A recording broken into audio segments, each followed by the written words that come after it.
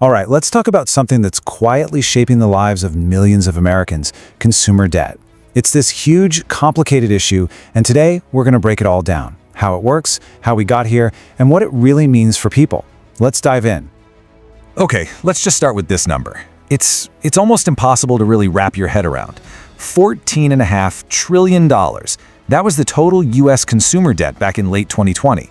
I mean, to put that in perspective, that is more than the entire economy of China. It's just a staggering figure. And it's made up of everything: mortgages, car loans, student debt, all the credit card balances held by everyday folks.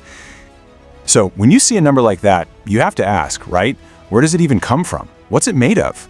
Well, it's a mix of all kinds of financial obligations that have just grown like crazy over the decades. So in this explainer, we're going to tear that massive number apart, trace how we got to this point, and really uncover the real-world consequences for American families. First things first, let's dissect this thing. To really get a handle on the crisis, we have to look inside that $14 trillion number and see what it's actually made of. So no surprise, mortgage debt is the biggest piece of the pie. But here's the really crucial detail. Since 2013, all the other kinds of debt, student loans, auto loans, credit cards, they've exploded by 51%. That's more than double the growth rate of mortgages.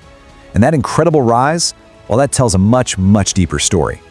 And while it's not the biggest slice, medical debt might be the most revealing part of this whole crisis. It's a really unique kind of trap because nobody chooses to get sick. It can hit anyone at any time, even if you have health insurance. And as you're about to see, who carries this burden is far from equal. This chart just lays it all out perfectly. Look at this. Only 4% of adults who say they're in excellent health have any medical debt.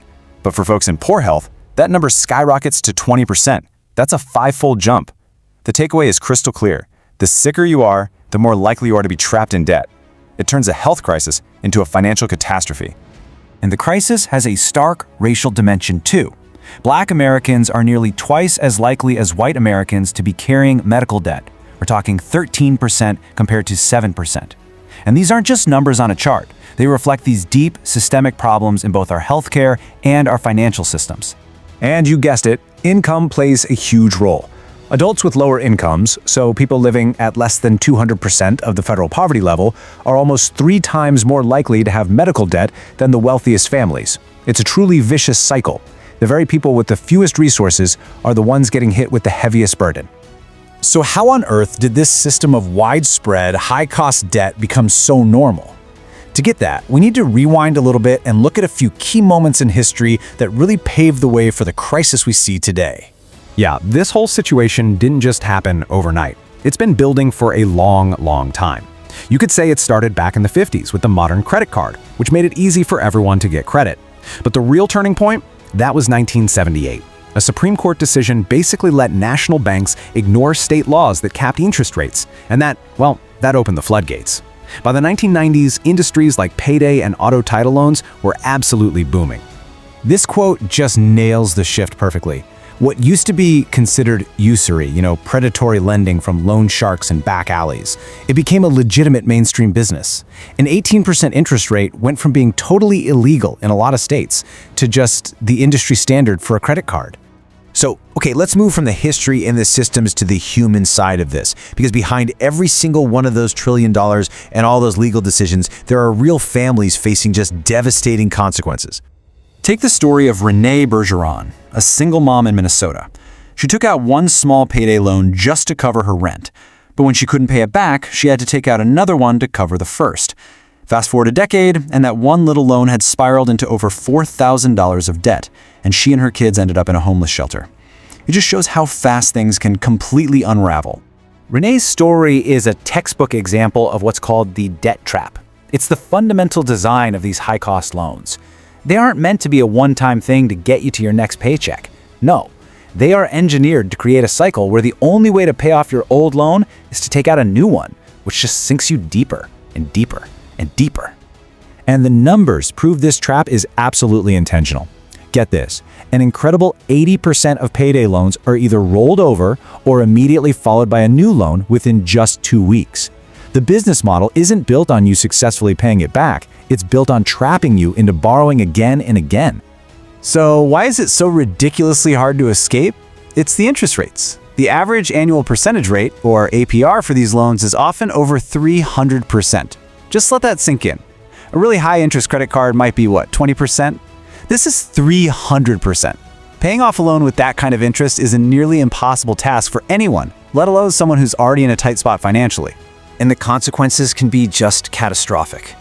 For auto title loans, where you put your car up as collateral, 1 out of every 5 borrowers ends up losing their vehicle. And for most people, that's not just losing a car, that's losing your way to get to work, which means losing your job, which can trigger a complete financial collapse. And the ripple effects are just immense. This kind of debt is directly linked to a higher risk of eviction, trouble affording essentials like food and medicine, a greater need for public assistance, and just overwhelming stress that can tear families apart. It's a cycle that destabilizes every single aspect of a person's life. So, if the system is this complicated and, frankly, this predatory, what's the solution? Well, a common argument you hear is just better financial education. But is knowledge really power when you're up against a system like this? Let's see what the data has to say. Researchers have this set of 3 basic questions they use to measure financial literacy, testing concepts like interest, inflation, and risk diversification. And while, most people kind of get interest, only about half understand diversification. So what's the final result? Only 39% of American adults could correctly answer all 3 of these fundamental questions. So clearly, there is a knowledge gap. No question. But this brings us to the real tension at the heart of this whole crisis. Can we really just educate our way out of a problem that was created by deregulation, by sophisticated marketing, and by financial products that are designed from the ground up to be traps? And that's really the central question, isn't it? When the system itself seems designed to turn a small cash shortfall into total financial ruin, is individual knowledge really the most effective shield? Or does the real solution lie somewhere deeper, in actually changing the rules of the game itself? It's something to think about as we try to get a handle on America's consumer debt crisis.